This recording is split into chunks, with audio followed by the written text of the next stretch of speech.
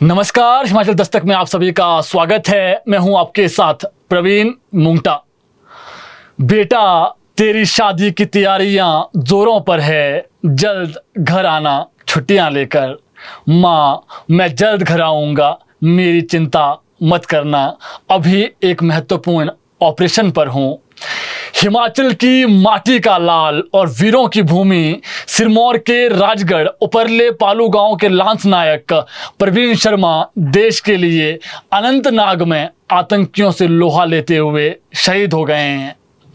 अपनी दुल्हन लाने से 2 महीने पहले ही देश के लिए हंसते हंसते प्रवीण शर्मा शहीद हुए हैं। जो माता पिता और 2 बहनों की आंखें सपना देख रही थी कि हमारा भाई और बेटा जीवन में 2 महीने बाद अपनी नई जिंदगी की शुरुआत करेगा और घर में नई खुशियां बहू और बेटी के रूप में आएगी, जिसके लिए तैयारियां भी जोरों शोरों पर चल रही थी और बहुत जल्दी खुशियां घर में आने वाली थी। अब जो आंखें अपने भाई और बेटे के सिर पर सेहरा सजा देखना चाहती थी, वो आंखें नम हैं। जहां नई दुल्हन घर में आनी थी, वहां अब मातम पसरा हुआ है।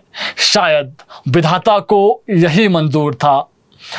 जम्मू कश्मीर के अनंतनाग में आतंकियों से लोहा लेते हुए सिरमौर जिला के राजगढ़ उपरला पालू निवासी लांस नायक प्रवीण शर्मा, जो महज 28 वर्ष के थे और अपनी माता पिता के इकलौते बेटे व 2 बहनों के इकलौते भाई थे, वो देश के लिए शहीद हो गए हैं। प्रवीण के परिजनों ने अक्टूबर माह में अपने बेटे के सिर पर सेहरा बांधना था और नई दुल्हन का घर में जोरदार स्वागत करना था, लेकिन अब बस प्रवीण की यादें रह गई है और प्रवीण हमेशा हमेशा के लिए अमर हो गए हैं। प्रवीण जब भी छुट्टी पर घर आते थे तो उन्हें परिजन शादी के लिए हमेशा कहते थे, लेकिन प्रवीण किसी न किसी बहाने से शादी के लिए इनकार कर देते थे और यही कहते थे कि अभी नहीं, बाद में शादी करूंगा, अभी तो मेरी उम्र भी बहुत कम है।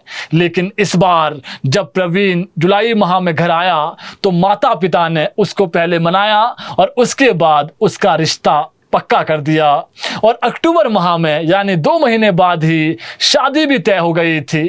माँ रेखा शर्मा, पिता राजेश शर्मा, दादी चंपा शर्मा और उसकी 2 विवाहित बहनें पूजा और आरती, सभी ने अपने भाई और बेटे की विवाह की तैयारियां शुरू कर दी थी। लेकिन इकलौते बेटे के विवाह को लेकर परिजनों ने जो सपने संजोए थे, वह बदनसीब किस्मत ने चूर चूर कर दिए और खुशियां आने से पहले ही घर, गांव व समूचे क्षेत्र में मातम पसर गया।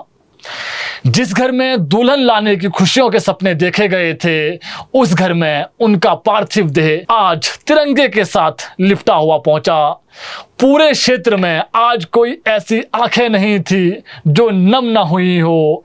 प्रवीण शर्मा की पार्थिव देह आज दोपहर 1:30 बजे राजगढ़ पहुंची और शहीद के सम्मान में आज पूरा बाजार बंद किया गया था और हजारों लोगों ने सड़कों पर उतरकर अंतिम दर्शन किए और पार्थिव देह पर लोगों ने पुष्प चढ़ाकर श्रद्धांजलि दी।